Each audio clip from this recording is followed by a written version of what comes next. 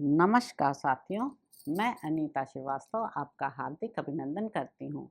महर्षि वेद व्यास द्वारा रचित महाभारत के 152वें अध्याय में आज का प्रसंग है हिडिंब का आना, हिडिंबा का उससे भयभीत होना और भीम तथा हिडिंबासुर का युद्ध। वैशंपायन जी कहते हैं, जन्मेजय तब यह सोचकर कि मेरी बहन को गए बहुत देर हो गई, राक्षस राज हिडिंब उस वृक्ष से उतरा और शीघ्र ही पांडवों के पास आ गया। उसकी आंखें क्रोध से लाल हो रही थीं, भुजाएं बड़ी बड़ी थीं, केश ऊपर को उठे हुए थे और विशाल मुख था। उसके शरीर का रंग ऐसा काला था मानो मेघों की काली घटा छा रही हो। तीखे दाढ़ों वाला वह राक्षस बड़ा भयंकर जान पड़ता था। देखने में विकराल उस राक्षस हिडिंब को आते देखकर ही हिडिंबा भय से थर्रा उठी और भीमसेन से इस प्रकार बोली, देखिए, यह दुष्टात्मा नरभक्षी राक्षस क्रोध में भरा हुआ इधर ही आ रहा है। अतः मैं भाइयों सहित आपसे जो कहती हूँ वैसा कहिए। वीर, मैं इच्छानुसार चल सकती हूँ। मुझ में राक्षसों का संपूर्ण बल है। आप मेरे इस कटी प्रदेश या पीठ पर बैठ जाइए, मैं आपको आकाश मार्ग से ले चलूंगी। परंतु आप इन सोए हुए भाइयों और माता जी को भी जगा दीजिए। मैं आप सब लोगों को लेकर आकाश मार्ग से उड़ूंगी। भीमसेन बोले, सुंदरी तुम डरो मत, मेरे सामने यह राक्षस कुछ भी नहीं है। सुमध्य में मैं तुम्हारे देखते देखते इसे मार डालूंगा। भीरू, यह नीच राक्षस युद्ध में मेरे आक्रमण का वेग सह सके ऐसा बलवान नहीं है। ये अथवा संपूर्ण राक्षस भी मेरा सामना नहीं कर सकते। हाथी की सूर जैसे मोटी और सुंदर गोलाकार मेरी इन दोनों भुजाओं की ओर देखो। मेरी ये जांघें परिक के समान है और मेरा विशाल वक्षस्थल भी सुदृढ़ एवं सुगठित है। शोभने, मेरा पराक्रम इंद्र के समान है, जिसे तुम अभी देखोगी। विशाल नितंबों वाली राक्षसी, तुम मुझे मनुष्य समझकर यहाँ मेरा तिरस्कार ना करो। हिडिंबा ने कहा, नरश्रेष्ठ, आपका स्वरूप तो देवताओं के समान है ही, मैं आपका तिरस्कार नहीं करती। मैं तो इसलिए कहती थी कि मनुष्यों पर ही राक्षस का प्रभाव मैं कई बार देख चुकी हूँ।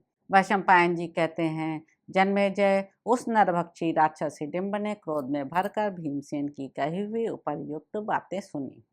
तत्पश्चात उसने अपनी बहन के मनुष्योचित रूप की ओर दृष्टिपात किया। उसने अपनी चोटी में फूलों के गजरे लगा रखे थे।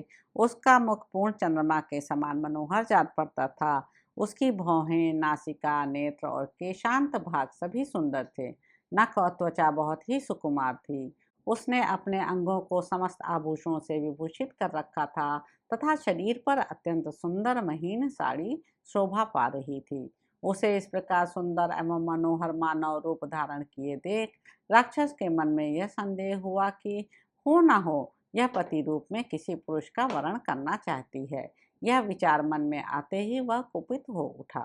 कुरुश्रेष्ठ, अपनी बहन पर उस राक्षस का क्रोध बहुत बढ़ गया था। फिर तो उसने बड़ी बड़ी आंखें फाड़ फाड़ कर उसकी ओर देखते हुए कहा, हिडम्बे, मैं भोजन चाहता हूँ। कौन दुर्बुद्धि मानव मेरे इस अभीष्ट की सिद्धि में विघ्न डाल रहा है। तू अत्यंत मोह के वशीभूत होकर क्या मेरे क्रोध से नहीं डरती है। मनुष्य को पति बनाने की इच्छा रखकर मेरा प्रिय करने वाली दुराचारिणी, तुझे धिक्कार है। तू पूर्ववर्ती संपूर्ण राक्षस राज्यों के कुल में कलंक लगाने वाली है। जिन लोगों का आश्रय लेकर तूने मेरा महान अप्रिय कार्य किया है, यह देख मैं उन सबको आज तेरे साथ ही मार डालता हूँ।